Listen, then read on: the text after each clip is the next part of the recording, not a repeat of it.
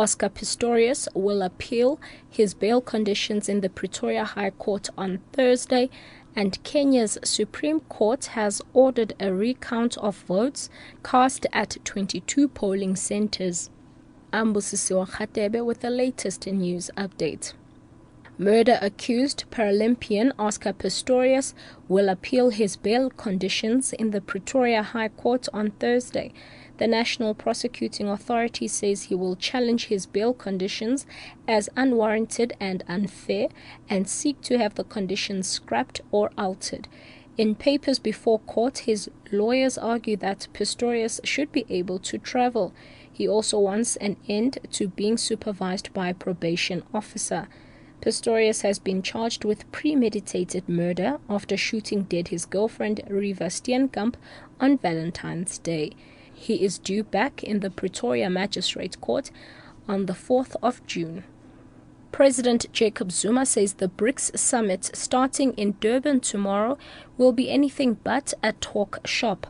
Addressing the media in Pretoria, Zuma said the economic formation had shown tangible benefits for member countries. He says the importance of BRICS for South Africa is best reflected in the expansion of the country's trade with BRICS countries by 11%.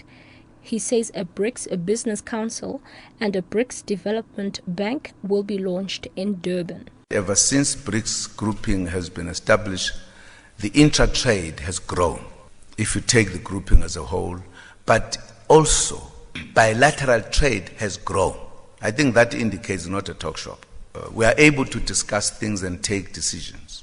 If, for an example, we talk about the imminent establishment of the Development Bank, we discussed this and immediately charged our finance ministers to work on the modalities and feasibility.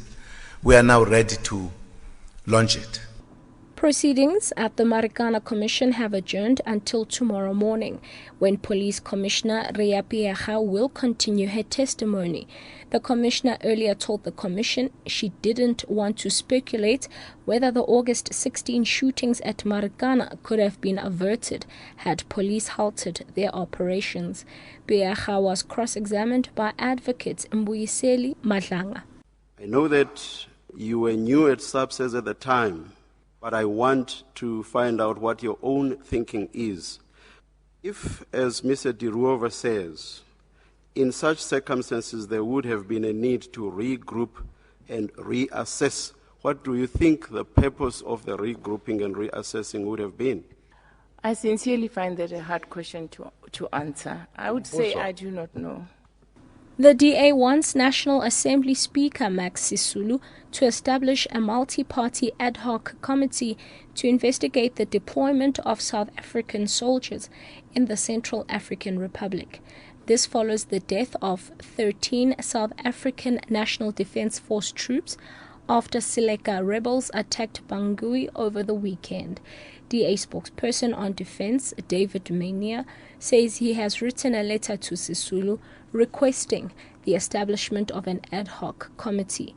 Mania says the SANDF should never have been deployed in the CAR. And it's precisely for that reason that we feel it's very important that Parliament establish a special multi-party ad hoc committee comprising of members of the Portfolio Committee on International Relations and Cooperation and members of the Joint Standing Committee on Defence to investigate the deployment of the SANDF in the CAR. We think that one of the most important issues that the multi-party ad hoc committee will have to look into is whether indeed President Jacob Zuma deployed the SANDF in the CAR against the advice of the military command, who reportedly advised that the 28 soldiers deployed in the CAR earlier this year should simply be withdrawn.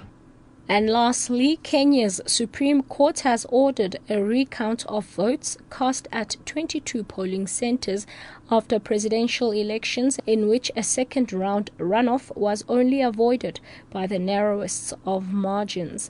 Supreme Court Judge Smokin Wanjala says the counting is scheduled to begin tomorrow.